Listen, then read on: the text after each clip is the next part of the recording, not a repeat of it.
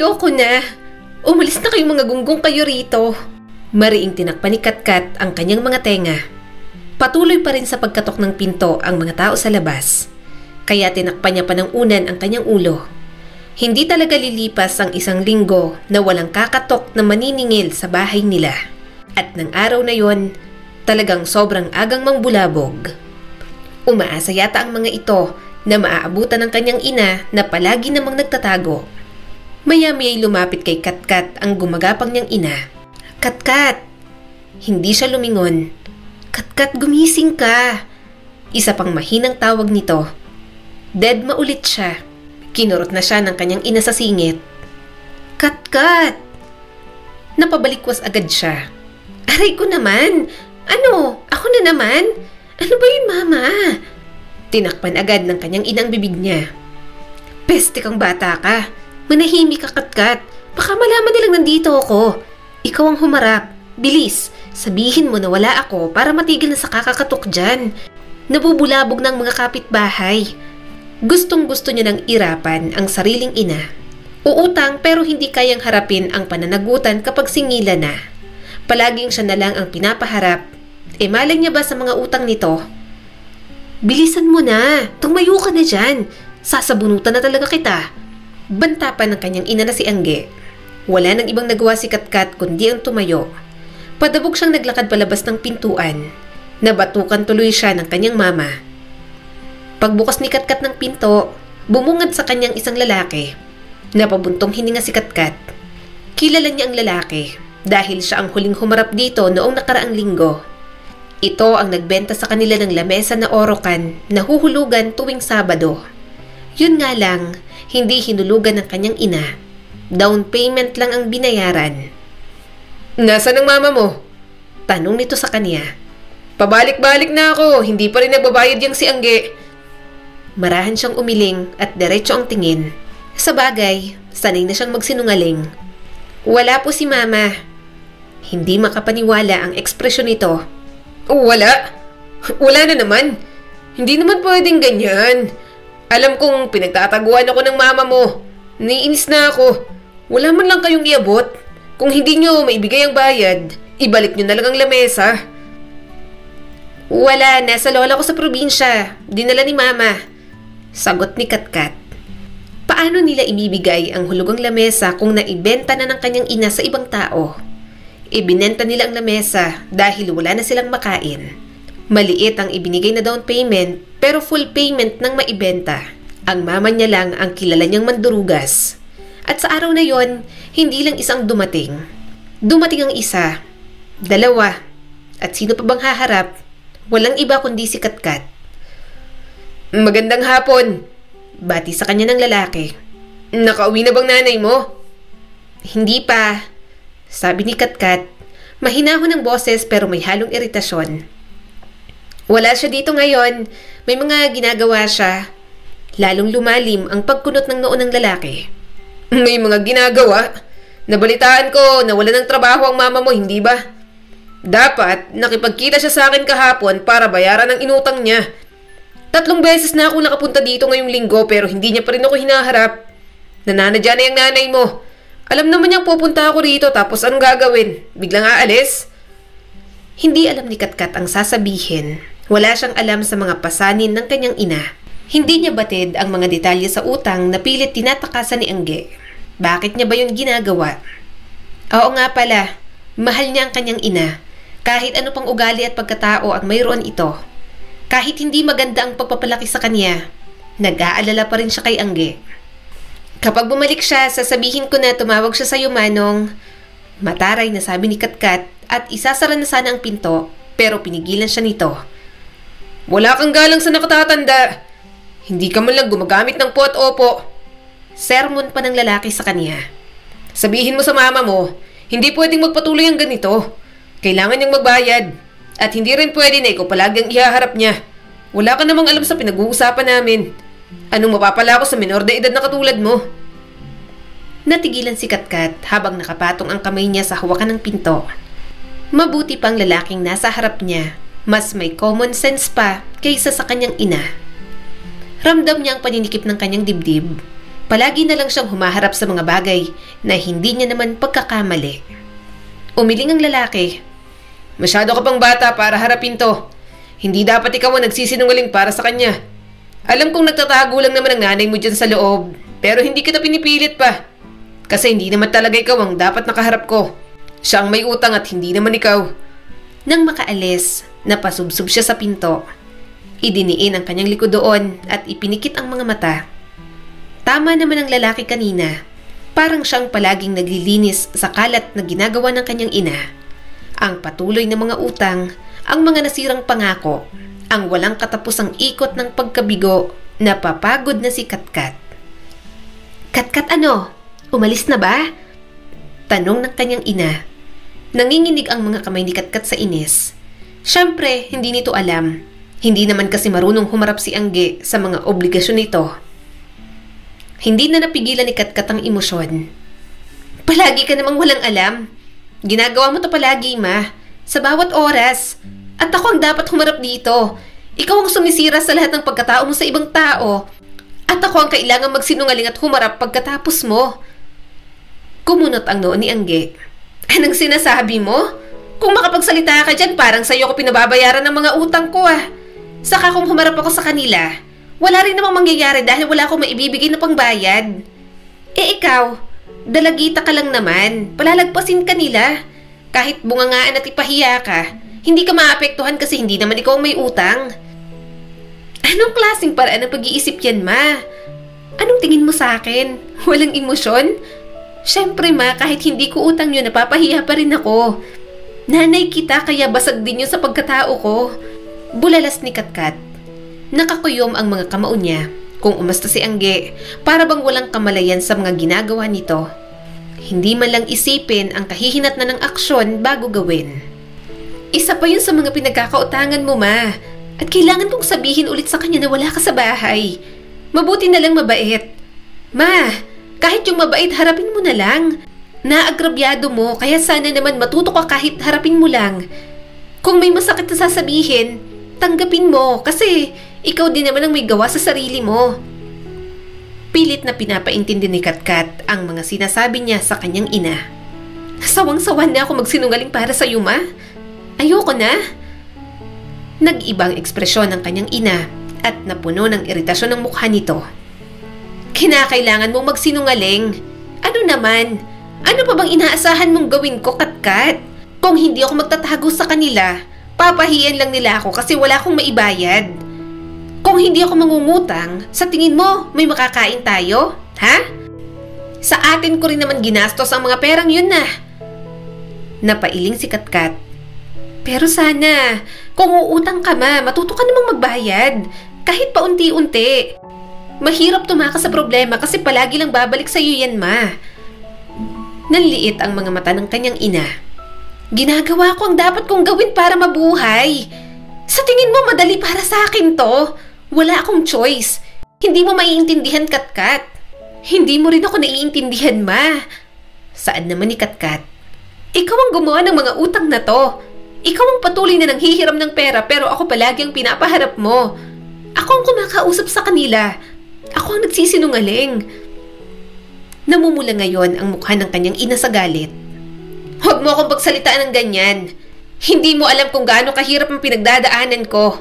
Pasalamat ka nga't binubuhay pa kita. Hindi mo alam kung anong pinagdaanan ko sa ama mong siraulo. At saka akala mo ba madaling magtrabaho? Mahirap. Kaya nga lagi akong natatanggal. Nanginginig ngayon ang mga kamay ni Katkat. Narinig niya na rin ang lahat ng mga palusot na yun noon pa. Palagi namang maraming dahilan sa lahat ng bagay ang kanyang ina. Kasi wala kang tiyaga, ma. Kung umasta ka, parang ikaw ang boss. At kung wala ka ng trabaho, dapat maghanap ka agad ng trabaho kasi wala namang bubuhay sa ating dalawa. Maluho ka rin sa pagkain at mga gamit.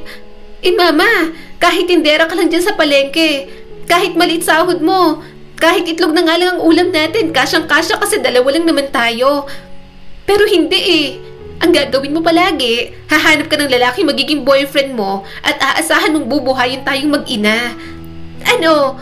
Umaasa ka na may knight in shining armor ka na magliligtas sa mga paghihirap mo? Walang ganong lalaki, ma. Walang pupunta dito at babayaran ng mga utang natin. Walang mag-aalaga sa atin pareho. Dahil para sa mga lalaking gusto mong patulan, pabigat ka lang, ma. Malakas siyang sinampal ng kanyang ina. Lumandas ang luha sa kanyang pisngi. Alam niyang maling sumagot, pero sa pag-uugali ng kanyang ina, mahirap para kay Katkat na hindi magsalita. Namumuo ang galit sa mukha ni Angge. Sa tingin mo hindi ko alam yon? Oo, pabigat ako. Pero ito lang ang alam kong gawin, Katkat. Sa tingin mo ba madali para sa akin na maging mag-isa pagkatapos ng ginawa ng walang hiya mong ama?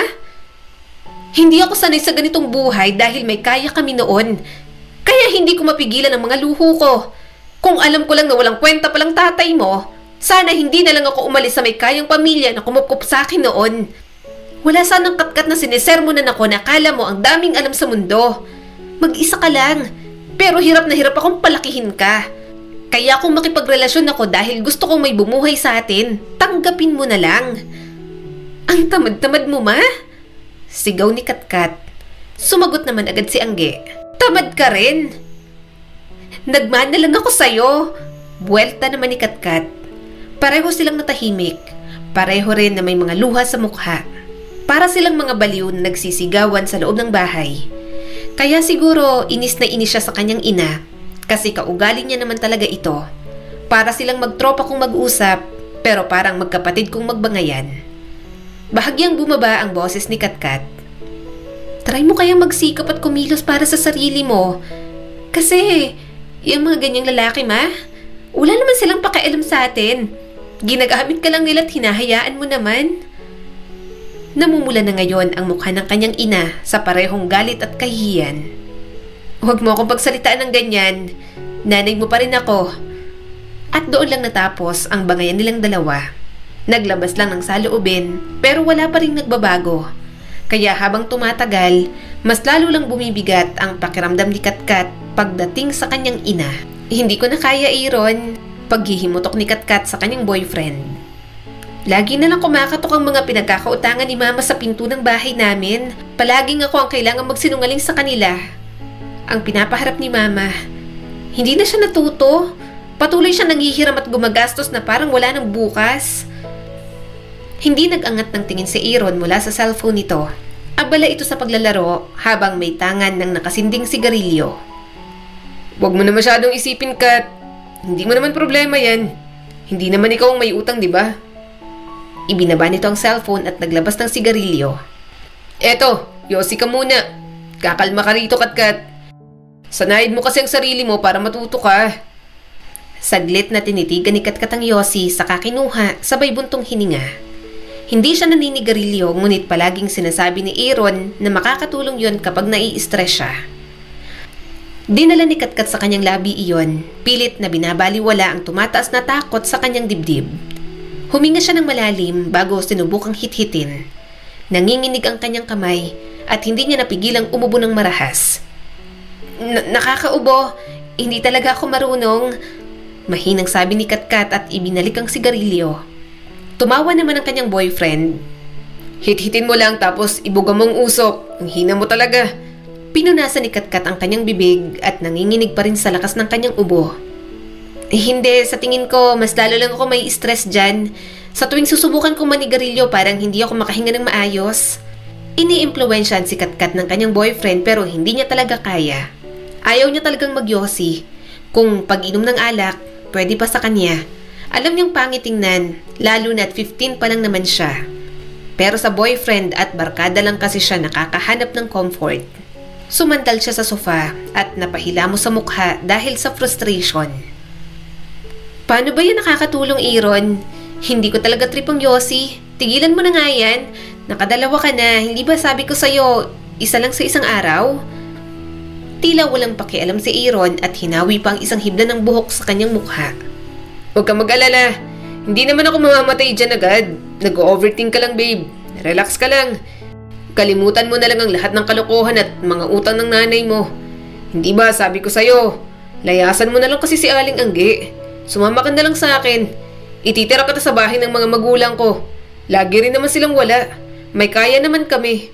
Saka kapag nabuntis kita, wala rin naman silang magagawa kundi tanggapin yun. Kumunot ang noo ni Katkat. Hindi niya gusto ang ideyang yon. Ayaw niyang mabuntis at maging batang ina. Ayaw niya rin na makisama sa bahay ng mga magulang ni Aaron. Magiging pabigat lang siya kahit sabihin pang may kaya ang mga ito. Isa pa, hindi niya rin naman nakikita si Aaron na makasama habang buhay. Hindi sila magtatagal para lang itong batong ipupukpok sa ulo niya kapag nagkataon. Bukod doon, kahit ganoon naman siya na mukhang pariwara, gusto niya pa rin makatapos. Mag-boyfriend man si Katkat, hindi siya magpapabuntis. Lumandi man siya ng maaga, hindi niya tuluyang sisirain ang buhay. Parang laro at pangpalipas oras lang para kay Katkat ang sa kanila ni Aaron. Ayaw niyang matulad sa ina na masyadong nagpapadala sa pagmamahal sa lalaki. Moto ni Katkat sa buhay na lumandi pero may limitasyon pa rin. Magpa-impluwensya pero marunong pa rin dapat umalis kapag ang mga bagay ay hindi na maganda. Wala sa plano kong magpabuntis sa'yo, Aaron. Kawawa lang ang bata. Seryosong sabi ni Katkat. Tumangon na lang naman si Aaron at mukhang hindi naman pinansin ang kanyang sinabi.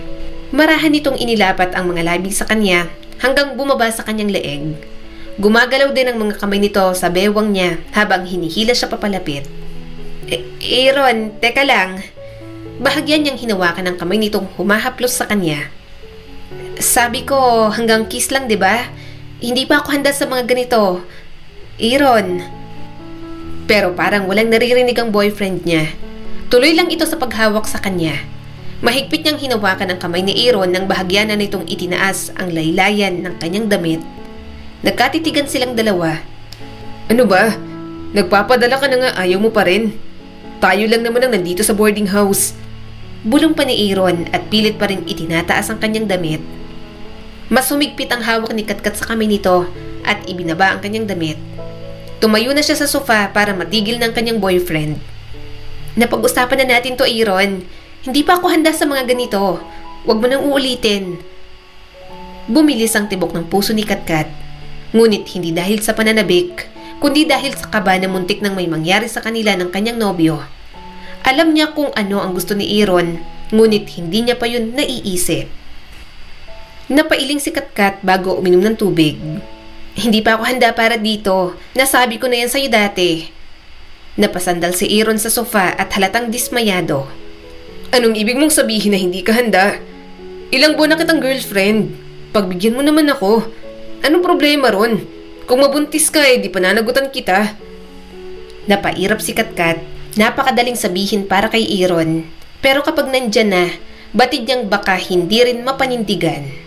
Malakas ang loob ng boyfriend niya dahil 20 na at may kaya ang pamilya. Pero 15 pa lang si Katkat, masyado pa siyang bata. Kasi simula niya pangalang maging dalaga.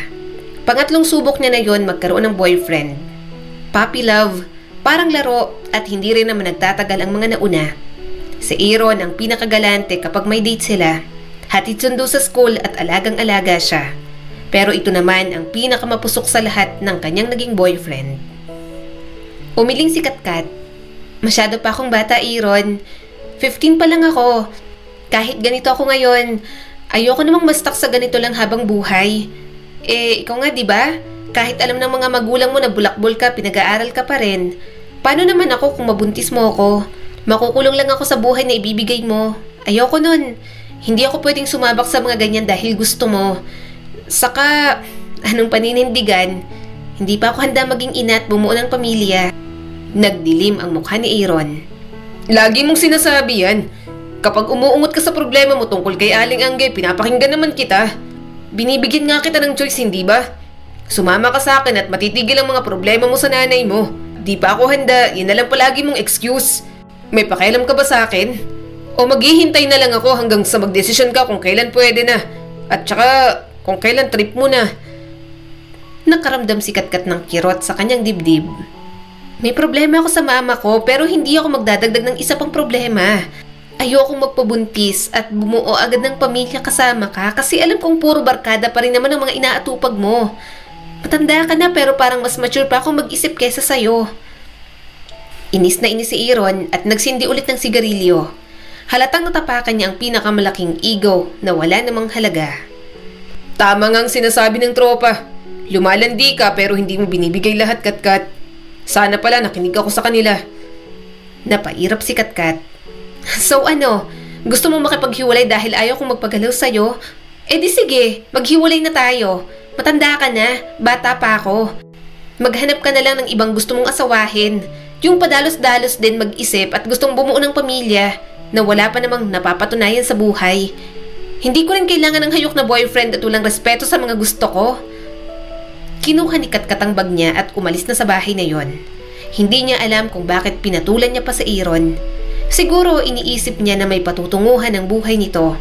Nag-aaral pa kasi ito sa kolehiyo, kaya baka may pag-asa pa. Pero sa pagiging pariwara, mga bisyo at pagiging pasaway sa mga magulang, mukhang kahit makagraduate, hindi pa rin ito makakahanap ng maayos na trabaho. Napakalayo ng pananaw nito sa pananaw niya at kinaiinis niya yon. Galit siya dahil pareho lang naman sila ng kanyang ina. Pareho silang umaasa sa mga lalaki para maging komportable ang kanilang mga buhay. Ang pinagkaiba lang nila ni Angge, marunong si Katkat magkontrol at huwag ibigay ang lahat. Samantalang ang kanyang ina, bigay kung bigay, kaya kapag iniwan, nasasaktan pa rin kahit nagamitan lang naman. Hoy, Katkat, malandi ka. Ano yung nasa leeg mo? Tanong ng kanyang ina habang nagluluto siya sa kusina. Bakit may chikinini ka? Napamura si Katkat sa kanyang isip. Mabilis niyang itinaas ang damit at tinakpan yon. Hindi niya alam na nilagyan siya ni Aaron. Naghiwalay na nga sila. Binigyan pa ng rason ng kanyang ina para pagalitan siya. Kagat lang to ng ipis, ma. Pagdadahilan na lang ni Katkat. Pero hindi yon pinaniniwalaan ni Angge. Anong tingin mo sa akin? Ngayon lang ipinanganak sa mundo? Chikinini yan. Hoy, Katkat 15 ka pa lang ha. Hindi ako mahigpit sa'yo. Pinapayagan na rin naman kita kasi kapag hindi kita nabibigyan ng baon, hindi ka nagugutom kapag may boyfriend ka. Kahit mag-boyfriend ka pa dyan ng 10, basta huwag mong isusukong bataan mo. Kaya ano yung namumula sa leeg mo? Hindi kagat ng ipis yan, kagat ng tao. Ipinikit ni Katkat ang mga mata. Wala naman akong ginagawang masama, ma. Hindi ko pa nasusuko, huwag ka mag-alala. Wala akong ginagawang kalokohan. Si ano lang yon, si Aaron, biglang namilit kaya pinigilan ko. Nakipaghiwalay na rin ako. Ano, okay na? Napailing si Angge. Oo, tigilan mo munang mag-boyfriend ha. Baka mamaya, ang sunod mo ng boyfriend, mas mahigpit pa kay Aaron at mas mamilit pa. Mahirap na. Napatayo si Katkat at ang kanyang boses ay naghahamon. Huwag mo akong alalahanin. Tatapusin ko pag-aaral ko. Ganito ako pero hindi ako sobrang rupok sa mga lalaki. Gagawa ko ng magagandang bagay para sa sarili ko kahit magkaroon pa ulit ako ng boyfriend. Dapat mong ipagmalaki na hindi ako magiging katulad mo. Aayusin ko ang buhay ko ngayon para kung magkaroon ako ng anak, hindi ko tuturuang maging sinungaling at umasa na lang sa kayang ibigay ng lalaki. Natigilan ng kanyang ina at hindi na nagsalita. Umalis na lang siya ron. Hindi makapagsalita si Angge dahil totoo naman ang kanyang sinabi. Pagkarating sa kwarto, sumubsob na lang si Katkat sa unan. Mag-ina sila at mabigat na usapin ang pagkakaroon niya ng chikinini. Pero kung mapag-usapan lang nila, para bang kinukonsinti lang siya. Kinukonsinti pa siyang mag-boyfriend ng mag-boyfriend dahil napapakinabangan naman niya. Bakit ba kasi ganyan magpalaki? Bakit hindi ka nalang maging katulad ng ibang ulirang ina? Mahinang reklamo ni Katkat at hinampas ng paulit-ulit ang kanyang unan. Sino bang may sabing gusto ko mag-boyfriend ng mag-boyfriend? Naiinis niya pang tanong. Ang unang naging boyfriend ni Katkat, inasar sa kanya mismo ng mama niya noon. Naging sila dahil nauutangan nila ang tindahan ng mga magulang nito. Wala naman siyang nararamdaman para sa binata dati. Para siyang binubugaw ni Angge, kaya inis na inis talaga siya. Pero wala rin naman siyang choice. Hindi siya bigyan ng mama niya ng baon sa school dahil mahilig talaga itong magsugal. Hindi mapigilan ng bisyo na uuwi na lang sa kanila na wala na talagang natira. At kapag mga pangangailangan nilang mag-ina, saka mangungutang ng bonggang-bongga. Kaya kahit ayaw niya, nakikipag-boyfriend si Katkat. Sa ganoong paraan, mas bawas ang mga gastos niya sa buhay. Baka kung asahan niya pa si Angge, baka hindi na siya makapag-aral pa. Sa mga lumipas na linggo, may napansin si Katkat kay Angge. Hindi niya alam kung bakit parang palagi itong balisa. Para bang maraming bumabagabag dito. Tulala pa kaya kapag kinakausap ni Katkat, hindi na sumasagot. Hanggang isang araw, may sinabi si Angge sa kanya na tila nagpatigil ng kanyang mundo, seryosong sabi ng kanyang ina. Iniisip ko, dapat mo muna sigurong ihinto ang pagpasok mo sa school. Natigilan si Katkat sa pagbabasa. Ano? Titigil ako sa pag-aaral? Bakit? May exam pa kami. Bakit ako titigil sa pagpasok sa school? Tumabi sa kanya si Angge at mas naging balisa. Alam ko naman na importante ito sa'yo, pero sa ngayon, mas malaki ang problema natin. Hindi tayo maaaring magpatuloy sa ganito. Kailangan na nating umalis. Kumunot ang noo ni Katkat. Umalis? Saan pupunta? Anong pinagsasasabi mo, ma? Huminga ng malalim ang kanyang ina. Aalis tayo sa lugar na to. Kailangan nating magmadali. Hindi tayo makakapagsimula kung ganito. Nanginginig ang mga kamay ni Katkat habang itinatabi ang libro. Anong ibig mong sabihin? Natatakas tayo? Hindi tayo basta-basta makakatakas, ma. Hindi yun malulutas kung tatakasan lang. At bakit kailangan madamay ang pagpasok sa school? Nag-aaral ako mabuti para lang makatapos dito, tapos gusto mo. Basta ko nalang iwan lahat ng pinaghihirapan ko. Naman, gusto mo ba talagang umayos ang buhay ko o hindi? Ang hirap mong intindihin. Bakas ang takot sa mukha ng kanyang ina. Hindi mo kasi naiintindihan, anak. Sinisikap ko lang na protektahan ka, Katkat. Ikaw na nga ang nagsabi, di ba? Ayaw mo nang humaharap sa mga utang. Kaya nga tatakas na lang tayo. Sige, kung gusto mong mag-aral, itutuloy mo naman. Pero tumigil ka muna, ha? Mahihirapan tayong makuha ang requirements mo sa school. Matatagalan tayo ron. Kailangan nating magmadali. Saka na lang natin kunin. Dapat nga, bukas, makaalis na tayo. Mas lalo siyang nagbuluhan. Ma, bakit kailangan nating magmadali? Ano ba talaga nangyayari? Tumayo ang kanyang ina at hindi mapakali. Basta, wag ka na lang maraming tanong. Pupunta tayo sa lola mo. Hihingi ako ng tulong. Baka pwede kitang iwan sa kanya. Si Tia Greta yon, matandang dalaga na kapatid ng nanay ng tatay mo. Nakatira sa bundok doon sa isla. Parang tumagilid ang mundo ni Katkat. Ano? Hindi, ayoko pumunta doon. Ano namang gagawin ko kay Lola Greta? Hindi ko nga kilala yon. At napakalayo nun sa syudad. Hindi ko makakayanan sa bundok tumira. At bakit mo ako iiwan doon? Ano bang pinaplano mo, ma? Saglit na lumambot ang tingin ng kanyang ina. Katkat, alam kong mahirap to pero pansamantala lang naman. Babalikan naman kita. May kailangan lang akong ayusin. Napailing si Katkat. Ano ba talagang nangyayari? Dito na lang tayo. Nandito nga ang bahay natin, no? Kung utang ang pinoproblema mo, sige, ako na lang ang haharap palagi. Basta wag lang tayong umalis dito sa Maynila.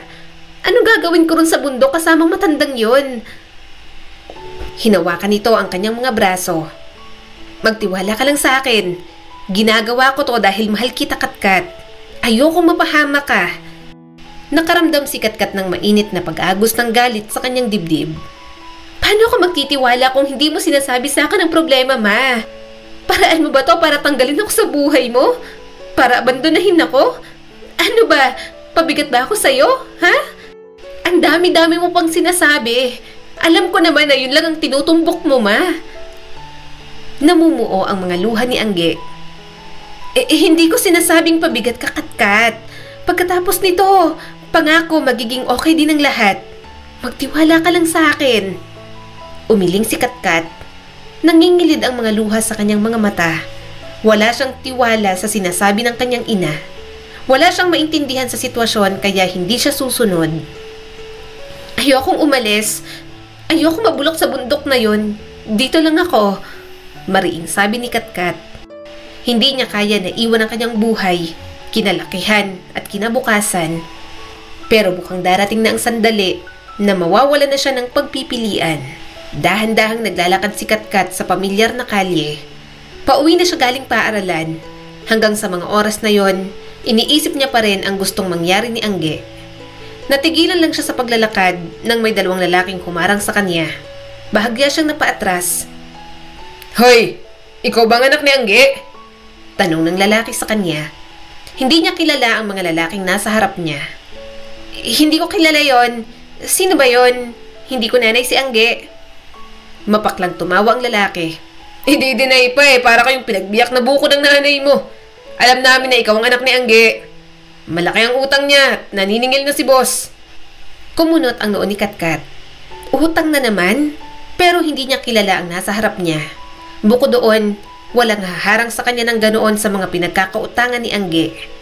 Bigla tuloy umusbong ang takot sa kanya. Nagpatuloy ang isang lalaki at humakbang papalapit. Malaki ang utang ng nanay mo sa boss namin at ikaw ang magbabayad. Hindi kayang magbayad ni Angge, kaya ikaw ang gustong kabayaran ng boss namin. Pakikinabangan ka nun at pwedeng pagkakitaan. Kins mo pa naman. Tumaas ang isang kilay ni Katkat. Anong ako ang magbabayad? Mga gunggong ba kayo? Bago pa siya makapag-react, lumapit sa kanyang isa at hinawakan siya sa braso. Agad ang takot na bumalot sa kanya. Hinila niyang braso at mabilis na tumakbo. Nang hinila ang kanyang buhok, malakas niya namang hinampas ng bag ang mga ito. Wala na siyang pakialam sa bag na naiwan. Sobrang bilis niyang tumakbo. Hingal na siya. Idagdag pa ang takot na kanyang nadarama. Maya-maya may humila sa kanya sa isang madilim na iskinita. Muntik na siyang mapasigaw, pero mabilis na tinakpan ang kanyang bibig. Sakalang napagtanto ni Katkat na ang kanyang ina ang humila sa kanya. Mama! Hingal na hingal si Katkat at nanginginig ang boses. Anong nangyayari? Bakit nila ako hinahabol? Nanlaki ang mga mata ni Angge sa pagmamadali. Shh! Mamaya na, Katkat. Hindi nila tayo pwedeng marinig. Kailangan na nating umalis ngayon. Bago pa makapagprotesta si Katkat, hinila pa siya ng kanyang ina sa eskinita. Inabot ni Angge sa kanyang isang bag na may ilang damit at mahalagang gamit nila. Wala na tayong oras para ipaliwanag kong lahat. Kailangan nating makalayo rito. Ngayon na, sabi ni Angge sa kanya. Nanginginig pa rin si Katkat, sinusubukang iproseso ang mga nangyayari.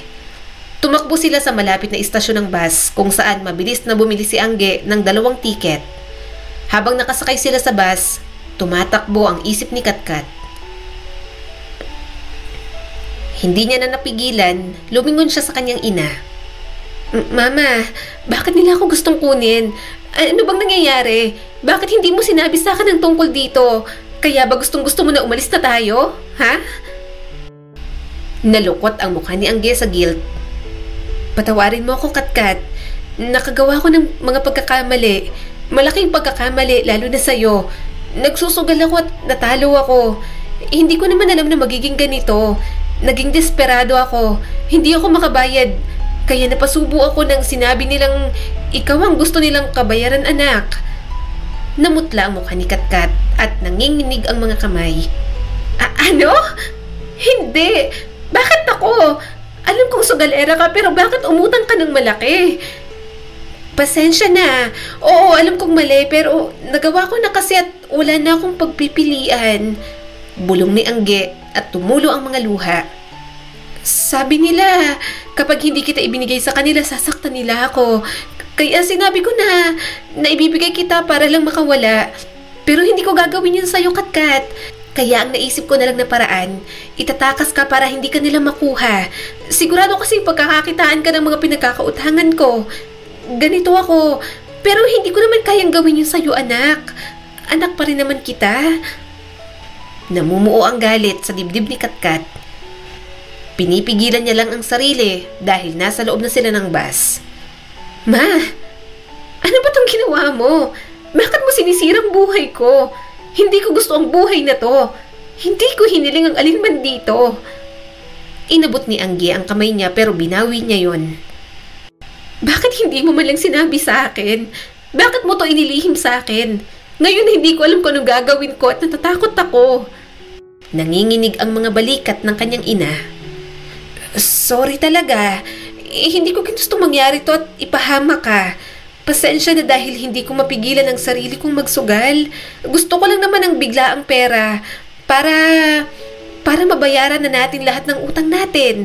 Para mabigyan na rin kita ng maayos na buhay.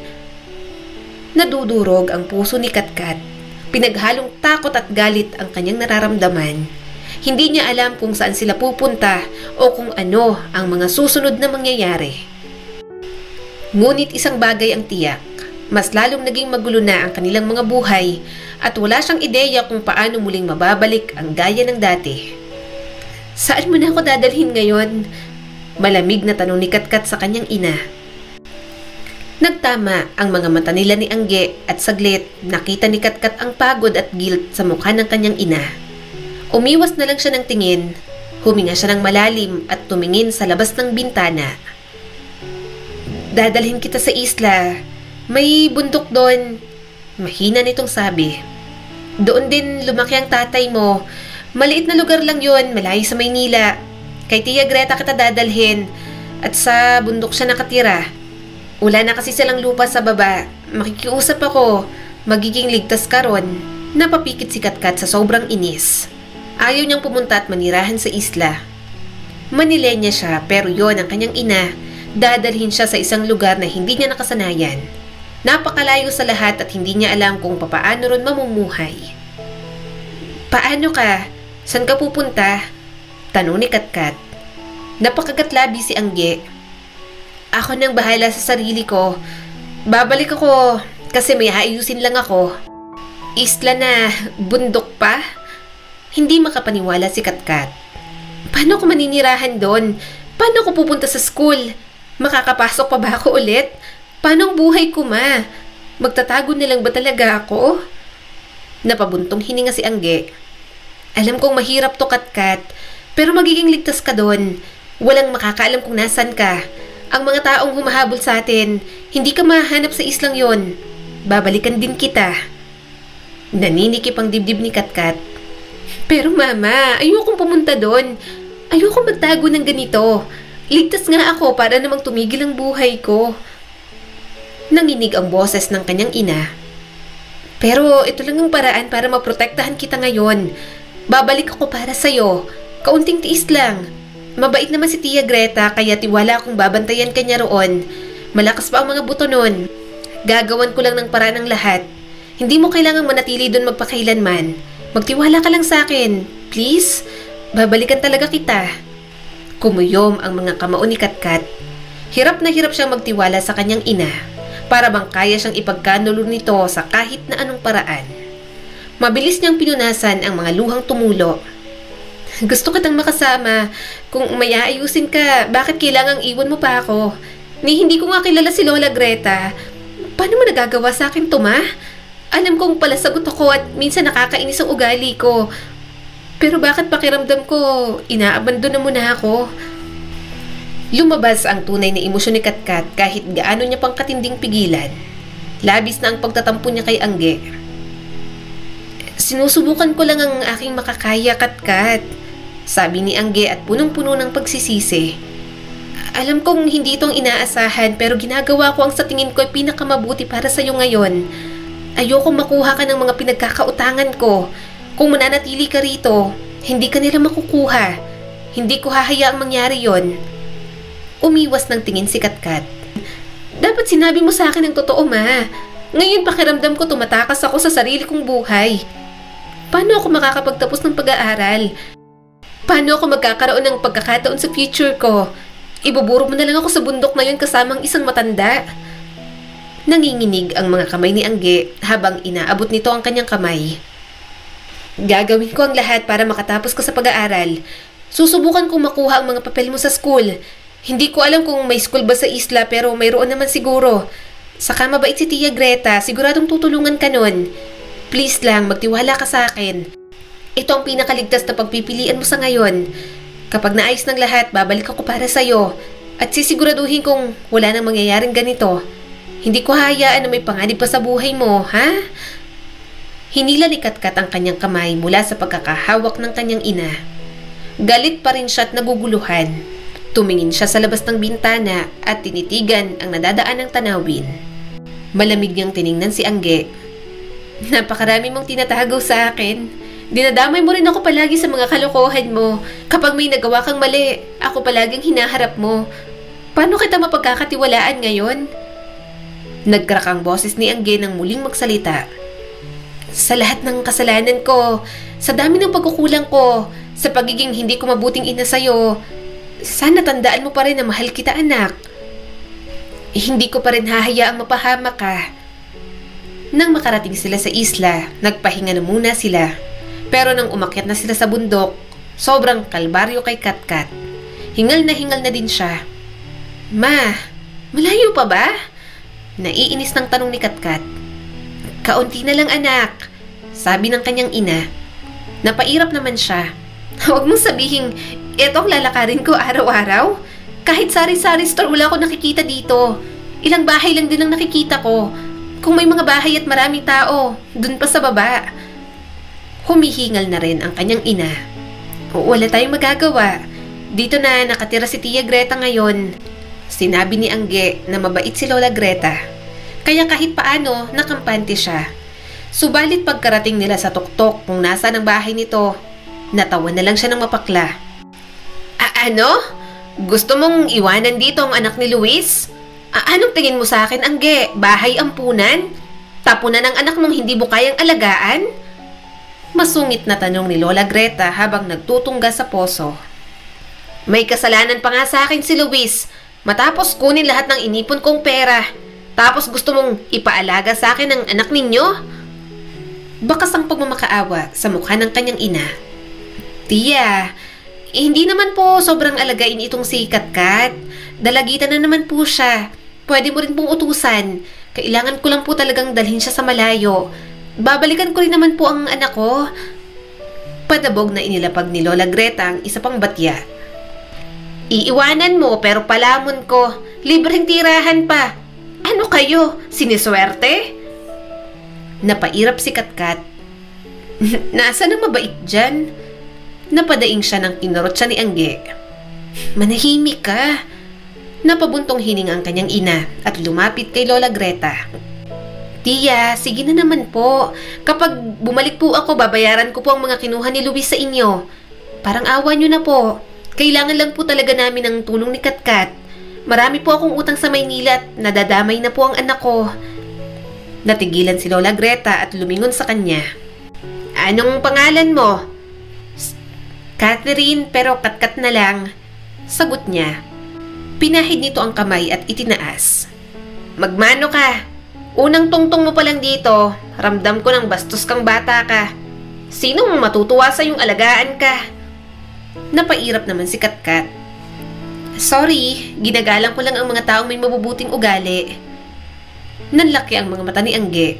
Katkat, ano ba? Huwag mo kausapin ng ganyan ng lola mo. Napairap siyang muli at tinalikuran ng mga ito. Umupo na lang siya sa duyan sa ilalim ng punong mangga. Maaliwalas at tahimik ang paligid pero hindi yon ang buhay na nakasanayan niya. Gusto ni Katkat roon kapag pagod at gustong magpahinga pero hindi niya gusto na manirahan doon ng matagal. Mas nasanay siya sa lugar na magulo, maingay at buhay na buhay ang mga establishmento. Hindi niya namalayang nakatulog na pala siya. Nagising na lang si Katkat sa amoy ng sinaing sa kusina. Palubog ng araw, kaya mabilis siyang bumangon sa duyan. Hindi niya na makita sa paligid si Angge, kaya pumasok siya sa bahay ni Lola Greta. Naabutan niya ito sa harap ng apoy at inaayos ang mga kahoy roon. Nasaan si Mama? Tanong niya kay Lola Greta. Hindi siya nalingon ng matanda. Wala na, umalis na. Ayaw kanyang gisingin. Saka kung magtatagal pa siya, may iwan siya ng huling biyahe ng ferry. Natulala na lang si Katkat. Talagang iniwan na siya ni Angge, ni hindi man lang nagpaalam sa kanya. Kumain ka na. Inilapag ni Lola Greta ang plato ng kanin at ulam sa lamesa. Inihabiling ka sa akin ng nanay mo, pero ayoko ng bastos at tama dito, ha? Hindi na sumagot si Katkat at umupo na lang. Nagsandok siya ng kanin at nang tingnan niyang ulam, napangiwi siya. Anong ulam yan? Bakit parang mukhang luma? Baka panis na yan? Sabi ni Katkat. Kumuha ng ulam si Lola Greta. Sinaing na tulingan yan. Hindi napapanis ang isda kapag ganyang luto dahil maraming kamyas. Saka mas tumatagal, mas sumasarap. Kumain ka. Walang ibang ulam kundi yan lang. At huwag kang ganyan sa harap ng pagkain. Nakakainis yung mukha mong parang nandidiri. Wala namang uod yan. Huminga ng malalim si Katkat. Kumuha siya ng isang piraso at parahang pinaghiwa-hiwalay. Hindi naman siya maarte sa pagkain. Hindi lang siguro siya sanay sa ganoong luto na parang ilang araw na pero hindi pa rin panis. Nang tikman ni Katkat, nasarapan naman siya kaya napasandok pa siya ulit ng kanin. Masarap? Tanong ni Lola Greta sa kanya. Dahan-dahan naman siyang ngumuya. Hindi, sakto lang. Napailing ang matanda at biglang kinuha ang itim na parte sa tulingan. Napaka-arte, hindi naman yan marumi. Dapat sinisimot mo ang pagkain. Umiling si Katkat. Hindi ko gusto ang lasa. Mapait. Kinain ito iyon. Hindi ka lang sanay. At saka, gumamit ka nga ng pot-opo. Matanda ang kausap mo. Napayuko si Katkat. Kumain na lang siya. Hindi talaga siya sanay. Siguro dahil hindi siya sinanay ni Angge na gumalang sa ganoong paraan. Bata pa lang, hindi na siya nagabayan ng maayos ng kanyang magulang. Kaya lahat ng ugaling mayroon si Katkat, sa labas nilang nakuha. May sinabi ba si Mama sa'yo bago siya umalis? Tanong ni Katkat. Sinabi niya ba kung saan siya pupunta? Nilunok muna ni Lola Greta ang kinakain. Wala siyang sinabi. Ang sabi niya lang, hayaan muna kita rito sa atin. Hindi na siya muling nagtanong pa. Nang sumapit ang gabi, hindi na siya muling nakatulog. Naririnig niya kasi ang mga kuliglig kaya mabilis siyang bumangon. Ano bang ingay yun? Nakakarindi. Naiinis na sabi ni Katkat. Sobrang tahimik ng lugar at yun lang ang kanyang naririnig. Parang mas gusto niya pang marinig ang maingay ng mga tao at mga sasakyan sa Maynila kaysa ang nandoon sa bundok. Pakiramdam niya, may biglang papasok na tikbalang sa loob ng bahay ni Lola Greta. Tiningnan niya ang kanyang cellphone. Wala man lang signal, tapos lubat pa. Gusto niyang kausapin ang kanyang ina at baka makalimutan na nito na may iniwang anak sa bundok. Kaso nang tumayo siya, hindi magbukas ang ilaw. Kumunot ang kanyang noo. Kinapa niyang saksakan pero hindi rin mag-charge ang kanyang cellphone. Bakit ayaw mag-charge? Naiinis niyang tanong.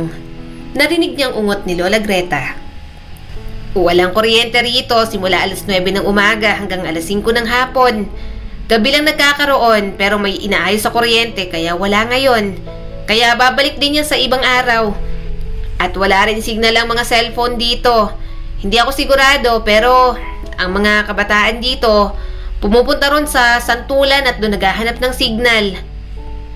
Naiinis na ipinadyak ni Katkat ang mga paa at muling humiga. Ano bang klaseng lugar to? Bigla siyang pinalo ni Lola Greta ng pangkamot nito. Gabi na!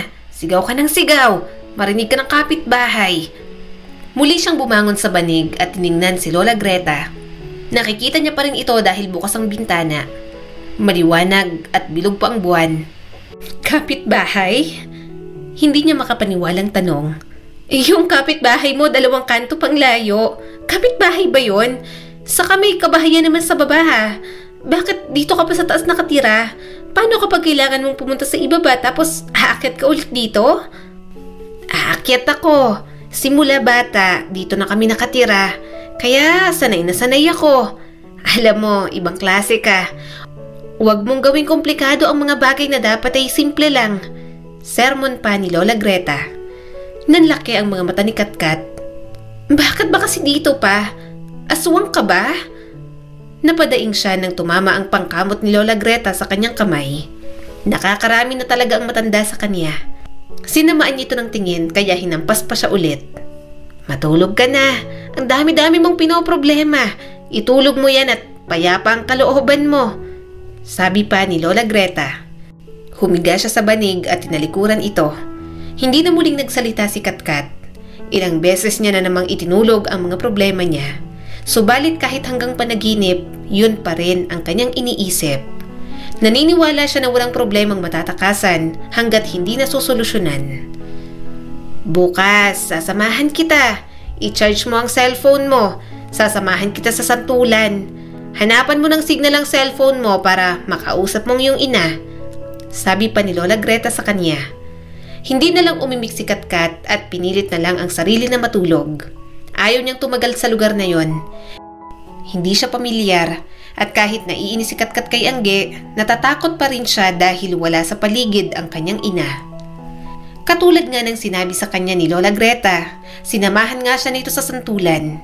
Sinubukan niyang tawagan ang kanyang ina, mag-iwan ng mensahe, Pero sa tuwing babalik siya sa lugar kung saan may signal, wala pa ring tugon mula sa kanyang ina. Ilang buwan na siya sa isla at ilang buwan na rin siyang nagtitiis manirahan sa bundok. "Mabutit umuwi ka na. Sumagot na bang mama mo?" Tanong ni Lola Greta na gumagawa ng banig. Pasalampak siyang umupo sa sahig. "Sa tingin mo babalikan pa ba ako ng nanay ko?" "Oo naman, yun ang sinabi niya," saad ni Lola Greta sa kanya. Walang ina na matitiis ang isang anak. Hindi na napigilan ni Katkat. Tuluyan na siyang napahagulgol. Hindi pa rin sumasagot si Mama. Hindi ko alam kung buhay pa ba o patay na siya. Wala akong balita sa kanya. Nag-aalala ko Napabuntong hininga si Lola Greta. "Huwag kang mag-isip ng ganyan." Humarap si Katkat sa matanda. "Paano hindi ako mag-iisip? Umalis kami sa Maynila na may gustong kumuha sa akin at gustong manakit sa kanya. Naiinis ako kay Mama pero kahit ganun yun, mahal ko pa rin yun." Napatingin si Lola Greta sa kanya. "Okay lang ang mama mo. Huwag ka nang mag-alala." Pinunasan ni Katkat ang mga luha. "Tapos, hindi pa ako makapag-aral. Naiinis ako kapag nakikita ko mga estudyanteng galing sa bayan. Bakit sila nakakapasok tapos ako hindi? Okay, tanggap kong iniwan ako ni Mama dito. Pero sana naman kinuha niya muna yung requirements ko, di ba? Sana nag-aaral pa rin ako para kahit iniwan niya ako rito may patunguhan naman ang buhay ko.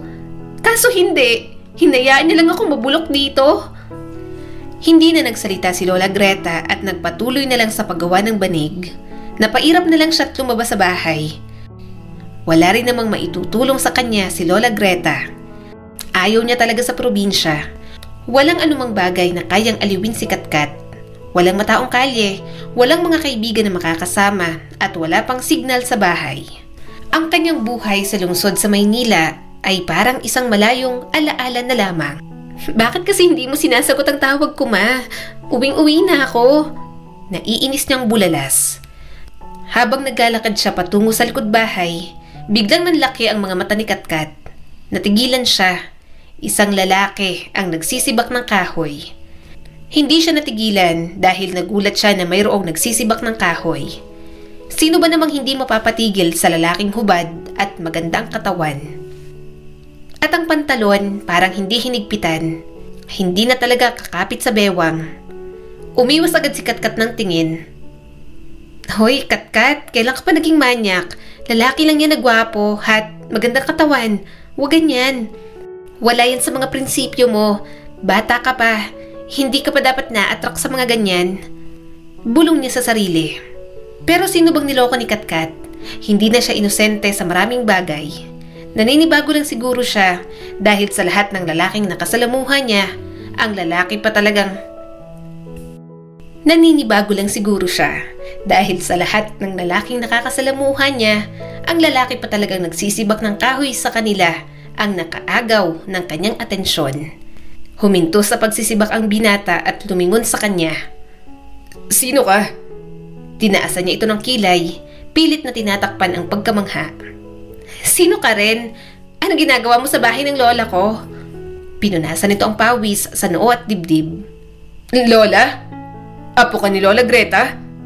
Kasabay ng awkwardness sa pagitan nila, lumitaw si Lola Greta mula sa loob ng bahay. "Oo, apo ko galing Maynila. Si Catherine. Pero Katkat ang tawag ko dyan. Katkat, siya naman si Juan. Tumutulong sa akin na mag-igib at magsibak ng kahoy. Umaakyat siya rito para tulungan ako. Sa bayan siya nakatira." "Wala akong pakialam," wika niya bago tumalikod. Pumunta na lang siya sa duyan at naglaro sa kanyang cellphone. Narinig niya pang boses ni Juan.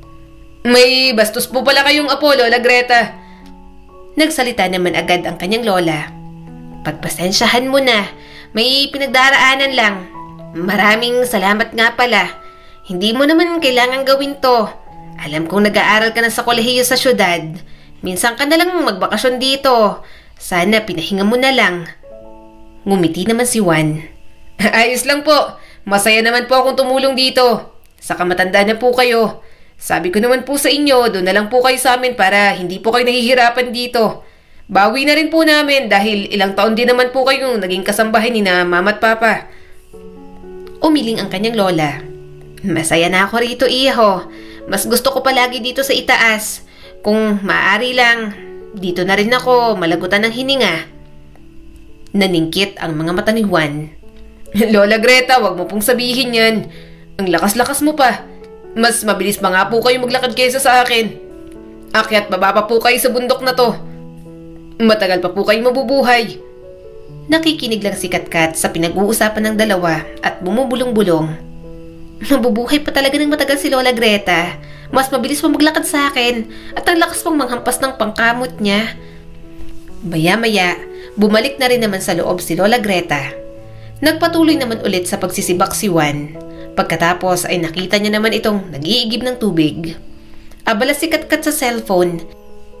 Kaya nabigla na lang siya nang lumapit si Juan at ibinato ang shirt nito sa kanyang kandungan. Bigla tuloy siyang napaupo sa duyan. Bakit nang babato ka dyan? Naiirtan niyang tanong. Masyadong maikli ang shorts mo. Prangkang sabi ni Juan. Seryoso ang tono na para bang pinapangaralan siya. Napakurap si Katkat at tumaas ang iritasyon niya. Kinuha niya ang t-shirt at ibinato yun pabalik sa binata. Ang pangalan mo nga na Juan, hindi ko pinakailaman, di ba? Bakit pinapakailaman mong shorts ko? Kaya nga shorts, di ba? Hindi ko kailangan ng t-shirt mo. Kung nadidistract ka sa legs ko na makinis at maputi, problema mo na yon, hindi sa akin. Lalong lumalim ang pagkunot ng noo ni Juan. Anong problema mo sa pangalan ko? Ang ganda kaya? Juanito the Fourth, kaya Juan. Galing pa sa ninuno ko. Ikaw nga, Katkat, may sinabi ba ako? At binabato ko ang damit ko sa'yo dahil pabuka-buka ka dyan. Akala mo walang tao dito. Napasinghap si Katkat. Hindi ako bumubuka ka. Baka naman ini-imagine mong gunggong ka. Huwag mo akong kausapin at huwag kang basta-basta ng babato na para bang masyado kang protective at gentleman dahil obviously, wala namang ibang tao rito kundi ikaw at ako lang. Kung distracted ka sa legs ko, huwag kang tumingin. Manya ka rin kasi. Ilang taon ka na nga bata? 15 ka pa lang. Ang liit-liit mo pa. Sa tingin mo, pag nanasaan ko ang katulad mo. Asa ka, Katkat. Nanunuyang sabi pa ni Juan. Hindi na lang sumagot si Katkat. Hindi niya kailangan ng lalaking mang-iimbyar na sa kanya. Napakarami niya ng problema at dumagdag pa ang epal na alagad ni Lola Greta. Alam niya kada minuto napapatingin si Juan sa kanya. Hindi niya lang pinapansin. Kung hindi tumitingin ang binata sa kanya, wala sana itong problema. Hindi na ako bata na parang 7 years old pa lang ako. Bakit? Ilang taon ka na ba? 18? 19? Mas matanda ka lang sa akin ng kaunti. Akala mo kung sinong matanda na sinisermonan ako? Naiinis pang sabi ni Katkat. Hindi ka lang sanay makakita ng ganito kagandang babae. Sanay ka kasi sa mga pangit dito sa inyo. Saka kahit 15 pa lang ako, nagkaroon na ako ng mga boyfriends, no? Mature din ako mag-isip. Mapaklang tumawa si Juan. At ipinagmamalaki pa. 3? 3 bang naging boyfriend mo? Tas ilang taon ka pa lang? Tumigil kang bata ka. Hanggang 3 na lang yan. At anong mature? Hindi ka mature tingnan para sa akin. Mukha kang bata na madaling mauto at marupok sa lalaki kaya wala ng boyfriend. Babantayan kita. Suminghap si Katkat. Wow, ano ka? Tatay ko? Saka pakailan mo ba sa akin? Ngayon nga lang tayo nagkakilala at sino may sabing madali akong mauto? Kung madali akong mauto, sana hindi na ako virgin at batang ina na ngayon. Inugoy ni Juan ang duyan ng sobrang lakas.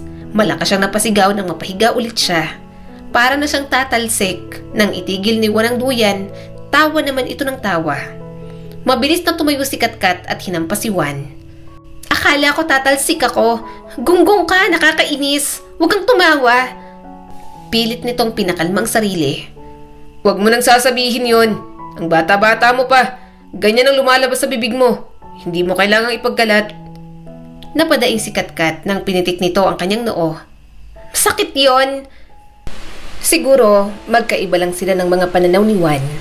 Lumaki siya sa liberated na mundo. Kaya siguro maluwag sa kanya na banggitin ang mga yon ng walang mali siya. At halata namang mas conservative ang binatang nasa harap ni Katkat. Napailing si Juan at nakapikit na tumawa. Hindi ako magkakagusto sa mga babaeng tagalungsod. Masyado kayong liberated. Masyadong matapang. Nagdadamit kahit anong gusto. Kumikilos ayon sa gusto nang walang pakialam sa anuman o sa sino man. Tumaas naman ang isang kilay niya. Well, okay lang kasi ayoko rin naman sa province boys. Mga lalaking walang mga pangarap, walang ambisyon, at gusto lang ng simpleng buhay dito. Kontento na lang sa simple at mahirap nilang buhay. Nagsisibak ng kahoy at nag-iigib ng tubig. Humalakhak si Juan at hindi na sumagot. Puno ng amusement ang mga mata ng binata. Hindi niya alam kung anong gagawin kay Juan o sa mapanuksong ngiti nito. Ngunit isang bagay ang tiyak. Hinihintay na lang niya ang araw na makakabalik sa Maynila at iwanan ang lahat ng mayroon sa lugar na yon. Kahit anong paraan, gagawin niya para makabalik sa Maynila. Hindi niya makontak si Angge, kaya isang tao lamang ang naiisip niyang tutulong sa kanya. Hello? Rinig niyang sabi ni Aaron, ang kanyang ex-boyfriend na ilang buwan na rin gustong makipagbalikan sa kanya pero hindi niya pinapansin. Hi, Aaron. Ako to, si Katkat. Panimula niya, nanginginig ang boses. Marami akong iniisip at I'm sorry. Gusto ko sanang magkabalikan tayo. Mahabang katahimikan ang namayani sa kabilang linya. Halos marinig ni Katkat si Aaron na pinoproseso ang mga salita niya. Bakit? Bakit ngayon lang, Katkat? Tanong ni Aaron. Ang tagal-tagal na kitang sinusuyo, hindi mo naman ako pinapansin. Gusto ko rin mag-sorry sa'yo. Ako rin naman ang naging dahilan kung bakit ka nakipag-break. Napalunok si Katkat. Hindi ko sinasadyang saktan ka. Ako lang, hindi pa kasi talaga ako handa. Akala ko kailangan ko ng space pero ngayon napagtanto ko na ayaw kong wala ka. Pasensya na talaga. Napabuntong hininga si Aaron. Hindi lang to tungkol sa pakikipag-break mo agad sa akin. Wala kang tiwala sa akin. Hindi mo kayang ibigay ang sarili mo sa akin ng buo, Katkat. At pakiramdam ko, nakaupo lang ako dito. Naghihintay na magdesisyon ka kung worth it ba ako. Masakit kayang ginawa mo sa akin. Alam mo ba yon? Ha?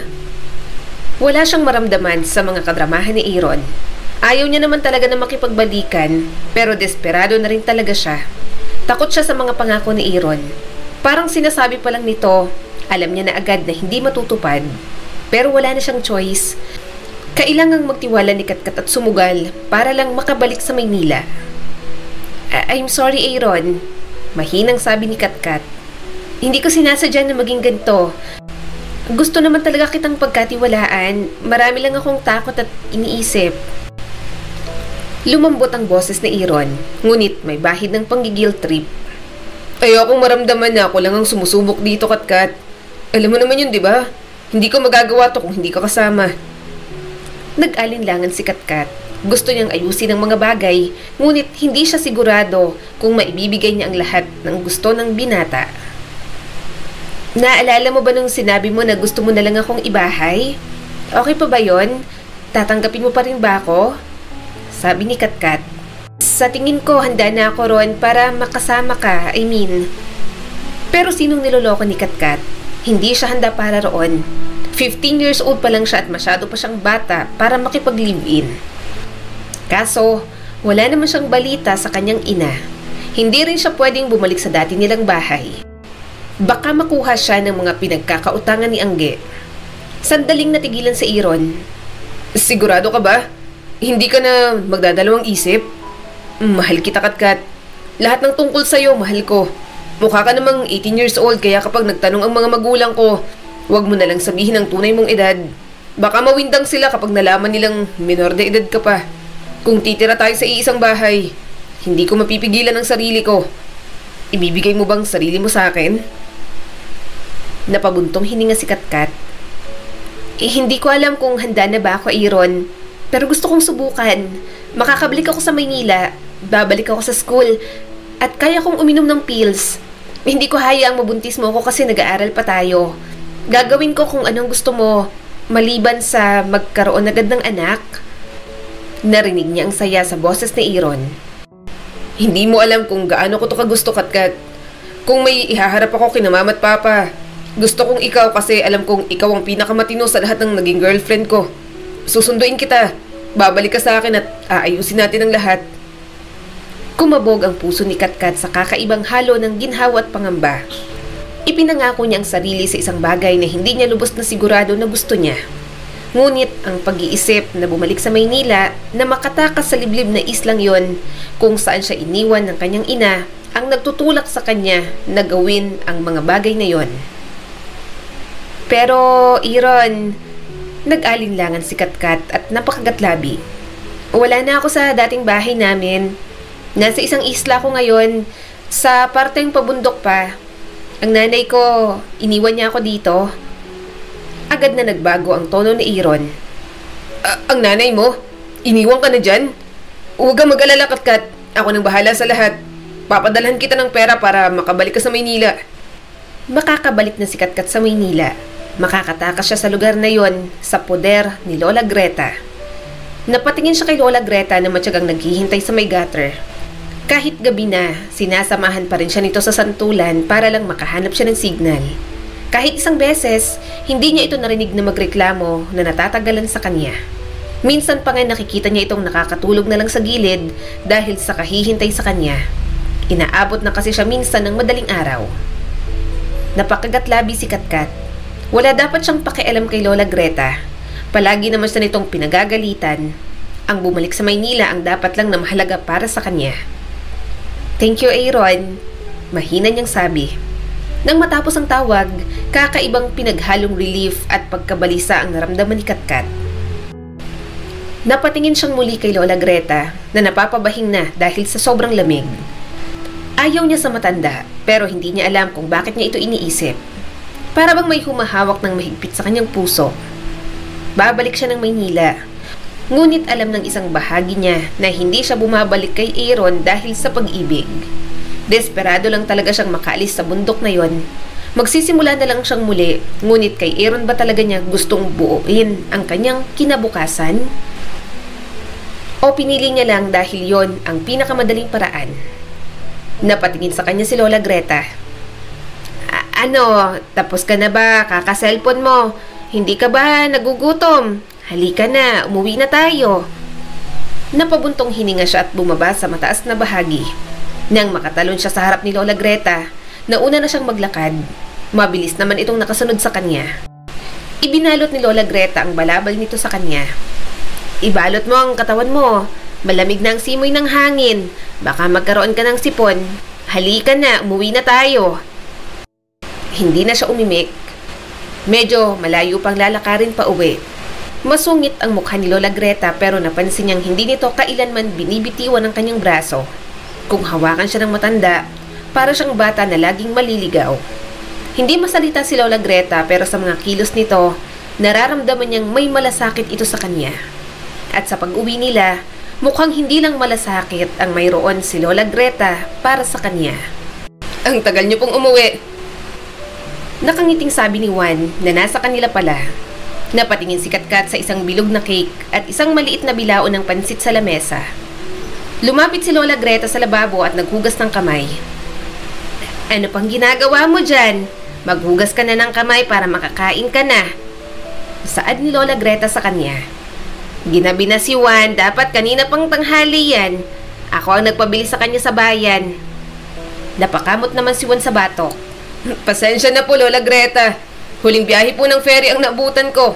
Mabuti na lang po't nakaabot. Bukas po ng umaga, babalik na po ulit ako sa syudad kasi may pasok na ulit. Talagang pinilit ko lang pong umuwi dahil sa pakiusap ninyo. Nang makita ni Katkat ang nakasulat sa cake, hindi niya na napigilang umiyak.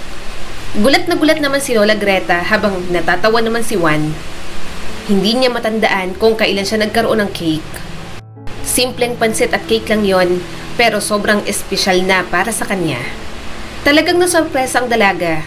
Hindi kasi madalas maalala ng mama niya ang kanyang birthday. Pero ang mga taong ilang buwan niya palang nakikilala, pinaghanda pa siya ng ganoon. Paano niyo nalamang birthday ko? Umiiyak na tanong ni Katkat. Sumagot naman agad si Lola Greta at naglapag ng mga plato. Aba, hindi ba't pinaghihimutok mo nung nakaraan na birthday mo at nagtatampo ka sa mama mo kasi hindi ka pa rin binabalikan dito? Naisip kong ipaghanda ka kahit maldita ka. Alam kong mabigat ang kalooban mo, kaya nagpabili ako rito kay Juan. Para naman ngumiti-ngiti ka. Palagi ka pang nakabusangot. Napakapangit mo na, Katkat. Mahigpit niyang niyakap si Lola Greta. Naiinis siya sa ugali nito minsan pero batid niyang napapamahal na siya rito. Masaya na bago siya umalis, may baon siyang masayang alaala. Nang gabing yon, naging masaya siya. Subalit wala siyang balak sabihin na may plano na siyang umalis. Maayos man siya kay Lola Greta, hindi naman siya makakapag-aral doon. Pakiramdam niya, nasa Maynila pa rin ang maraming oportunidad para sa kanya. Sa mga lumipas na araw, hindi siya nagpahalata kay Lola Greta. Nang makuha niya na ang padalang pera ni Aaron, paunti-unti na siya nag-impake. 2:00 pa lang din ng madaling araw, nag-asikaso na siya. Hindi niya batid, pero hindi kaya ni Katkat na magpaalam ng personal kay Lola Greta. Parang dinudurog lang ang kanyang puso. Marahan niyang inayos ang kumot nito. Aalis na ako, La. Salamat sa pansamantalang pagkupkup sa akin. Kahit bastos ako magsalita, napagtiyagaan mo pa rin ako. Thank you rin sa pansit at sa cake. Hindi ko makakalimutan yon. Tahimik nang umalis si Katkat. Naglakad na lang siya papunta sa pier. At nang may ferry boat na, siya agad ang unang-unang sumakay. Yun nga lang, kahit gustong-gusto niya nang bumalik ng Maynila, hindi niya alam kung bakit ang bigat ng kanyang kalooban na umalis. Hanggang sa napuno na ang ferry, tinanggal na ang angkla. Kaso, nakita niya ang kanyang Lola Greta na tumatakbo papuntang daungan. May hawak itong envelope at natigilan nang makitang paalis na ang ferry. Mabilis na tumulo ang mga luha ni Katkat. Alam niya na kung bakit sobrang bigat sa dibdib na umalis. Hindi niya naman gusto ang buhay na madadatnan sa Maynila. At ang pinakamatinding dahilan, hindi niya pala kayang iwan si Lola Greta dahil napamahal na siya rito. Kuya, sandali lang. Bulalas niya at agad na lumabas. Bababa ako, please lang. Sandali lang po, hindi na ako aalis. Ibinalik naman ng mga tauhan ng hagdan. Nang makababa siya sa ferry, sinalubong agad siya ni Lola Greta. Nabitiwan niya ang bag na hawak at mahigpit itong niyakap. Sorry, La, hindi ko pala kayang umalis. Hindi na po pala kita kayang iwan, Lola. Naluluhan niyang sabi. Hinagod nito ang kanyang likod. Hindi ka na aalis. Akala ko aalis ka na. Ayokong umalis ka kasi saan ka naman pupunta? Hinabol kita dahil hindi ka man lang nagpaalam sa akin. Bastos ka talagang bata. Mas lalo siyang napaiyak. Sorry po. Huwag ka nang umalis. Nanginig ang boses ni Lola Greta. Hindi na ako sanay na mag-isa ulit.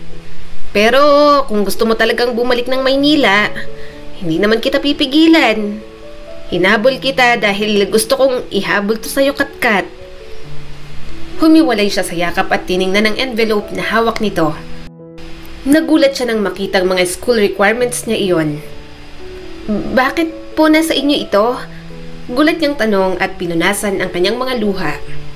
Tipid na napangiti si Lola Greta. Pinaasikaso ko ulit kay Juan. Pinakausap ko kasi wala naman akong alam sa mga ganyan, apo.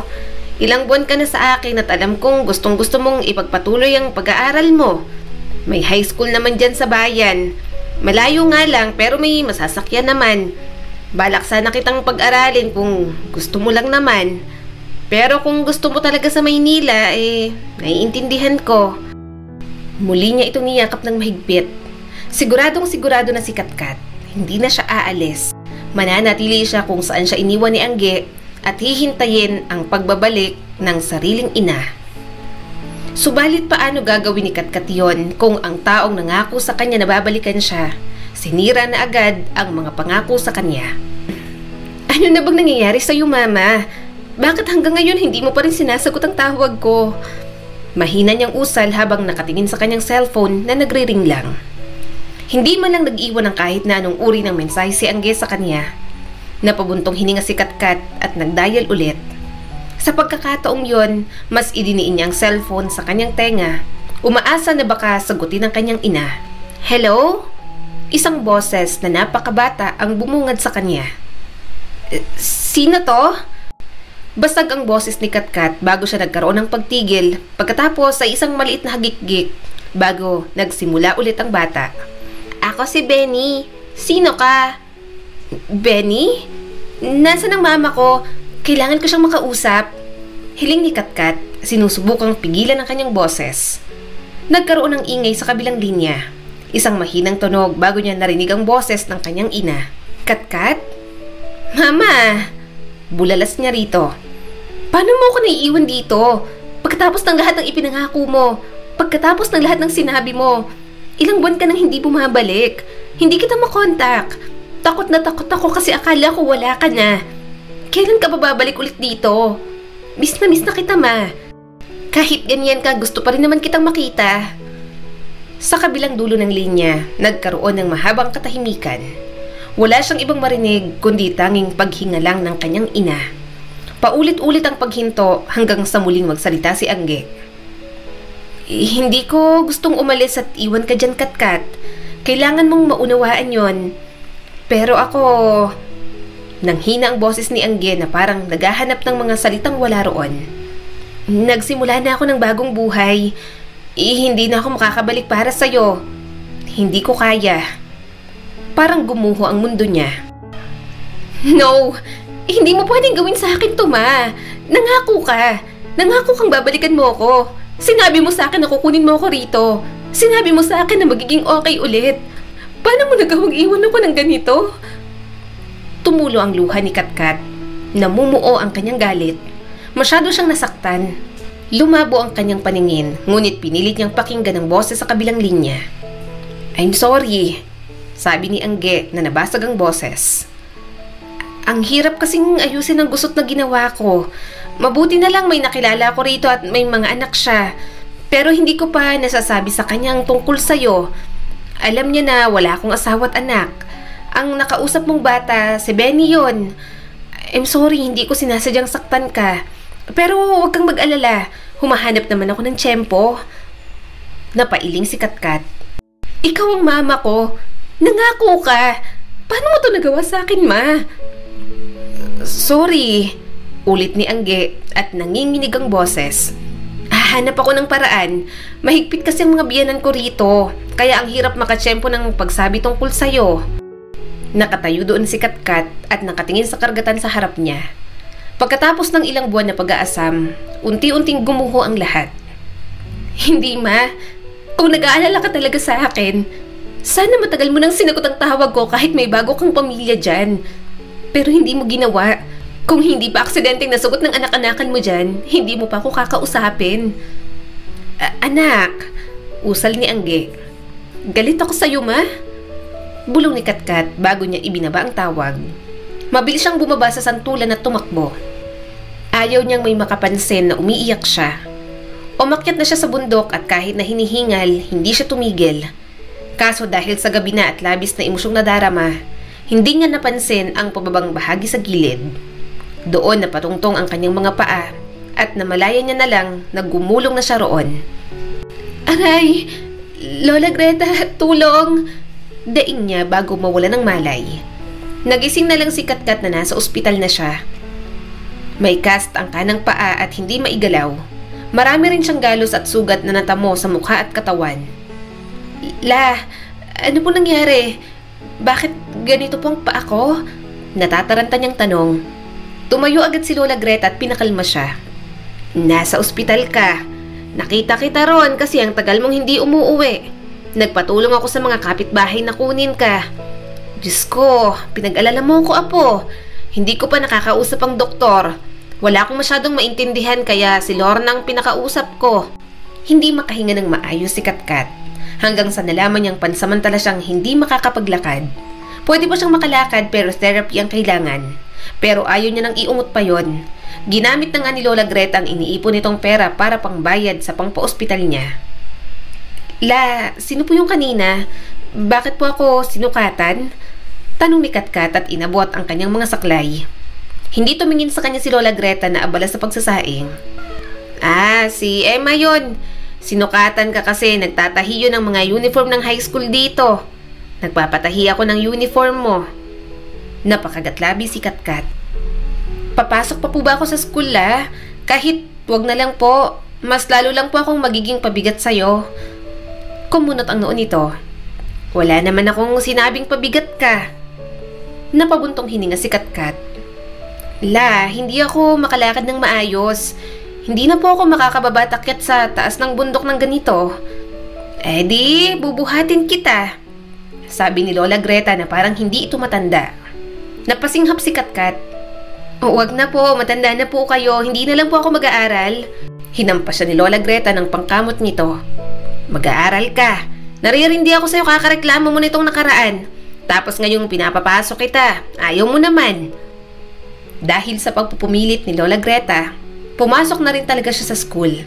At sobrang nahihiya siya na kinakarga siya ni Lola Greta pababa ng bundok. May hawak lang itong stick para hindi sila mawala ng balanse. Bukod doon, may hawakan din naman kasi sa gilid kaya hindi gaanong mahirap. La, hindi ka po ba nabibigatan sa akin? Nahihiya niyang tanong. Sumagot naman ito. Isang kaba na bigas nga kaya kong dalhin papunta sa atin. Ikaw pa kaya? Magaan ka naman. Saka hindi ako ganoong katanda. At ng kabataan ko talagang sigang-siga ako. Malalaking bulas ang mga lahi natin. Isa pa, 60 pa lang ako, Neng. Hindi pa ganong katanda.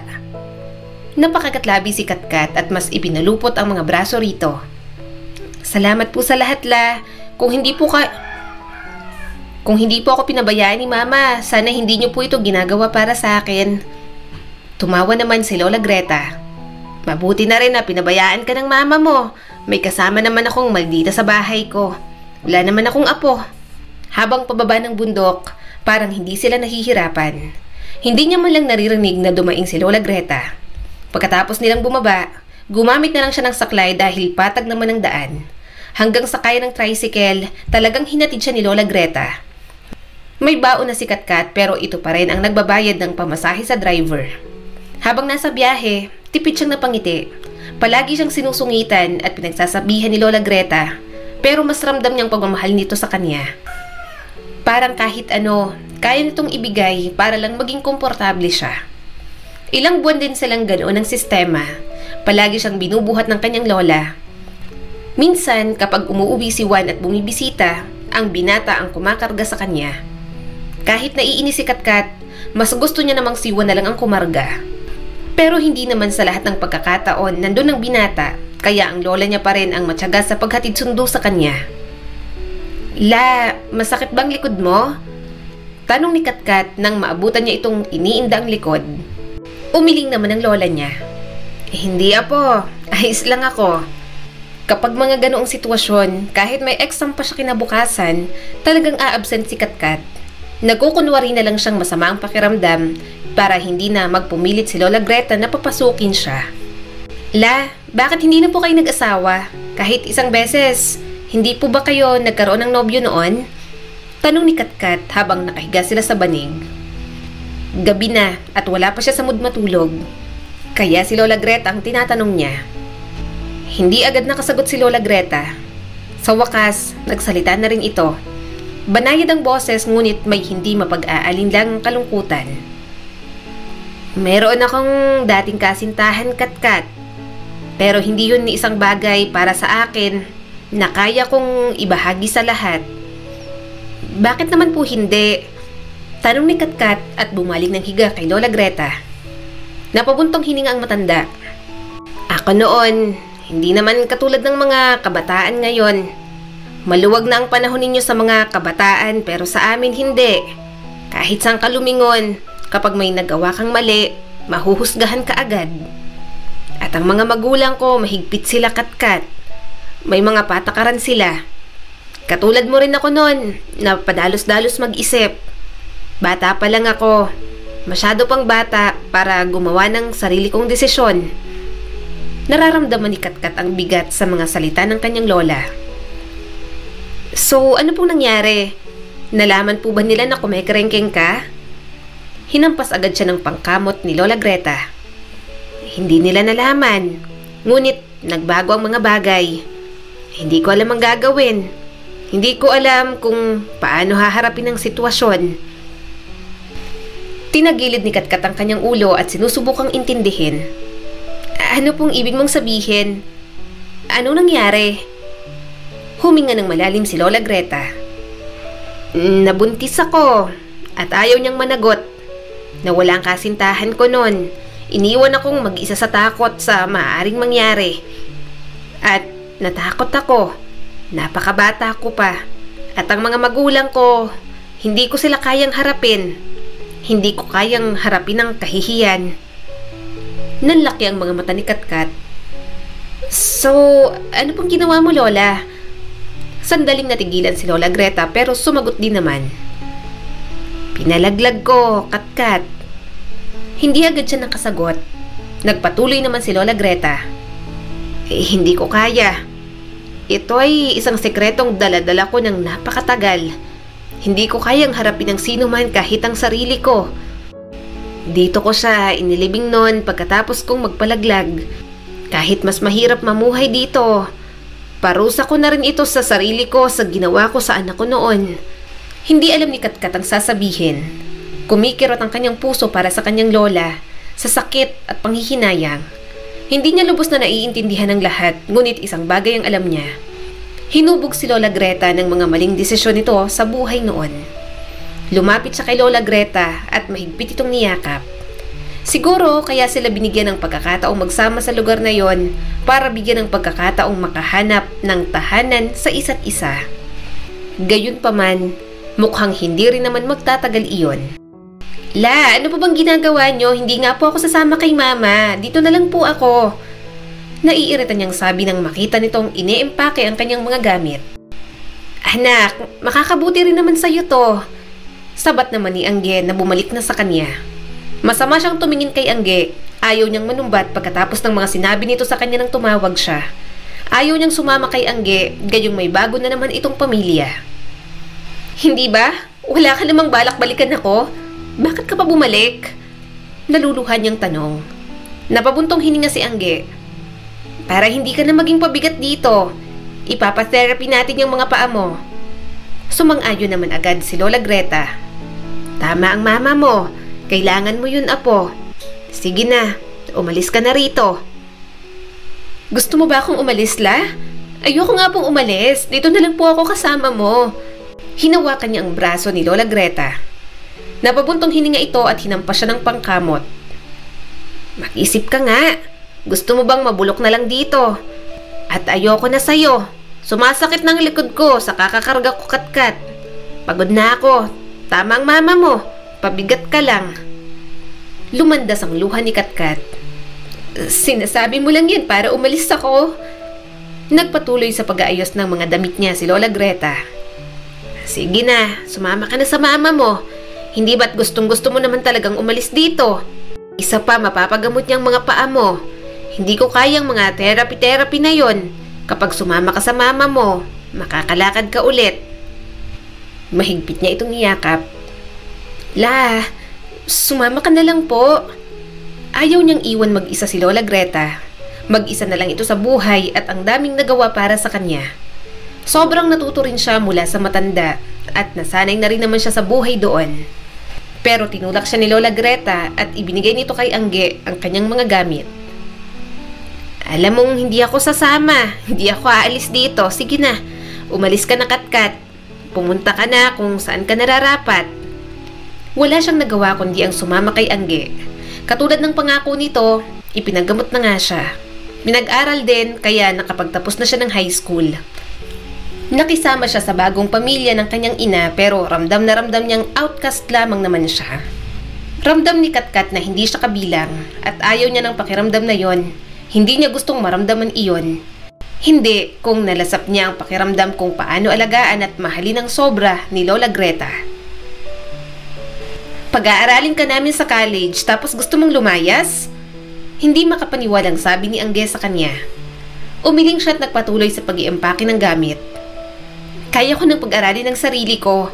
Ayoko rin magkaroon ng utang na loob sa asawa mo na panay ang parinig sa akin dito na pabigat ako at walang kwenta. Napabuntong hininga si Angge. Anak, hindi naman sa ganon. Ganon lang talagang Tito Jason mo. Kinuha ni Katkat ang bag at hinarap ang kanyang ina. Salamat sa pagpapagamot at pagpapaaral pero ayoko na po, ma. Hindi ko naman po kailangan to. Alam mo po ang kailangan ko, ma? Pamilya lang at payapang buhay. Isa pa, ilang beses mo na akong ipinagkakanulo noon. Kapag sa mga naging boyfriend, gusto mong maging wais ako at yung makikinabang ako. Pero para mo na akong binubugaw. At yung sa utang mo, ako talagang sinabi mo at muntik mo nang gawing pambayad. Ma, kung matino kang ina, kahit saktan ka pa, hindi mo sasabihin na anak mo na lang ang ipangbabayad mo. Lumandas ang luha ni Angge. "Sorry anak." Napabuntong hininga na lang si Katkat at umalis na sa bahay na yon. Gusto niyang bumalik sa isla. Doon na lang siya kay Lola Greta. Bumili na rin siya ng pwede niyang pasalubong. Mga tuwalya ang binili niya dahil mahilig maglagay ng tuwalya sa ulo ang kanyang lola. Binili niya rin ng bagong panty dahil hindi mahilig magpanty. Puno ng pananabik ang kanyang puso habang paakyat ng bundok. May dala rin siyang pagkain. Subalit nabitiwan ni Katkat lahat ng kanyang dala nang makitang nakahandusay sa sahig si Lola Greta. "Lola? Lola!" Natataranta niyang sabi habang ginigising ito. "La, nandito na ako. Lola Greta, gising na." Pero ayaw nitong magising. Kaya naman, pilit niya itong kinarga sa likod. Hindi niya napinansin ang bigat nito. Kailangan niyang madala sa ospital ang kanyang lola. Kinatok niya ang pinakamalapit nilang kapitbahay. "Aling Lorna, tulungan niyo po kami." Takot na takot siya habang sinusugod sa ospital si Lola Greta. Maya-maya nakarating na sila sa ospital. Nalaman niyang na-stroke pala ang kanyang lola at hindi siya makapaniwala sa sunod na sinabi ng doktor. "Anong sinabi mo, Dok? Maghintay ng 24 hours? Malakas pang Lola Greta ko, nakita mo naman, di ba?" Naiinis niyang sabi pero pinigilan siya ni Aling Lorna. "Diyos ka ba para sabihin yan?" Napabuntong hining ang doktor. "Marami siyang sakit. Nahuli na rin para magapan. Hindi porke malakas siya ngayon ay okay na siya. Marami na akong naging pasyente na sobrang lakas at parang walang sakit pero namatay din kinabukasan. Sinasabi ko lang to sa inyo para maihanda niyo ang sarili ninyo." Napaupo na lang si Katkat sa upuan. Ayaw niyang maniwala. Hindi siya naniniwala. Baka tinatakot lang siya ng doktor. Napabuntong hininga si Aling Lorna. "Nang mawala ka sa bahay ni Lola Greta, pansin na pansin namin ang lungkot ng matanda. Nahuhuli namin na umiiyak sa duyan kung saan ka tumatambay palagi. Masungit si Lola Greta at nagpapanggap na akala mo malakas. Pero mahina at maawain yon. Mabutit bumalik ka. Kahit paano yung nakita ka niya." Kaya nang pumunta si Katkat sa kwarto ni Lola Greta, hindi niya ito napigilang yakapin. Hindi siya makapaniwala. Pakiramdam niya, kaya mas lalo itong nagkasakit dahil wala itong sawang kinarga siya sa likod. "Hindi ba, sabi ko sa'yo, ka nang babalik? Bakit bumalik ka?" Nagsusungit na naman ang kanyang lola. "Pero mabutit, nakakalakad ka na. Hindi na kita kailangang kargahin. Halika nga, umuwi na tayo. Ayoko rito sa ospital." Tumango agad si Katkat. Pagbibigyan niya sa kahit na anong gusto ni Lola Greta. Hindi na rin naman nila pinoproblema ang bill dahil si Angge na ang nagbayad. Nang malaman nito ang nangyari, mabilis itong nagpadala ng pera sa kanya. "Ang ganda-ganda talaga rito," nakangiting sabi ni Lola Greta. "Nasaan kaya ang anak ko? Sana kahit pinalaglag ko siya, nasa maayos ang lugar, no? Sana napatawad niya ako." Nangilid ang mga luha ni Katkat. "Nasa maayos na lugar naman po siguro siya." Hinawakan ni Lola Greta ang kamay niya. "Katkat, gusto ko ng biko saka juice. Parang gutom na gutom ako. Gusto kong baunin." Pinisil niya ang kamay nito. "Saan naman po kayo pupunta?" Marahan itong pumikit at sumandal sa upuan. "Sa malayo. May malayo akong pupuntahan. Hindi mo kayang puntahan. Sige na, Katkat. Gusto ko ng biko at juice. Kahit kaunti lang." Naghanap na nga siya ng biko. Mabuti na lang may nagtitinda sa kapatagan. Pagbalik niya, nagtimpla na lang din siya ng juice. Napansin niya rin na malalim na ang paghinga ni Lola Greta. Mas lalong naninikip ang kanyang dibdib. "Pupunta na ako sa barangay saka sa ibang kamag-anak ninyo rito." Saad ni Aling Lorna na para bang naghahanda na sa susunod na mangyayari. Tumango na lang si Katkat. Tumabi siya sa kanyang lola at pinakain ito. Napangiti siya nang maubos nito ang juice at biko. Naiiyak naman siya habang nilalagay ang binili niyang towel sa ulo ni Lola Greta. "La, nasabi ko na po ba sa inyo?" Tanong ni Katkat. Ano yun, apo?" Nanghihina na si Lola Greta. Huminga siya ng malalim at pinigilan ang panginginig ng boses. Mahal na mahal po kita, Lola. Hinding-hindi kita makakalimutan. Mahal din kita, Apo. Nakangiting sabi ni Lola Greta. Apo, hihigaan na ako. Napapagod ako. Gusto kong matulog. Inalalayan niya naman ito sa paghiga. Maya-maya'y mabilis ng paghinga ni Lola Greta. Malikot na rin ang mga mata nito. Wala siyang ibang ginawa kundi hawakan ang kamay ng matanda at mahinang kantahan. Nang makita niya naging ube na ang dibdib ng lola niya, hindi niya na napigilan ang paghagulgol. Maya-maya'y tumigil na ito sa paghinga.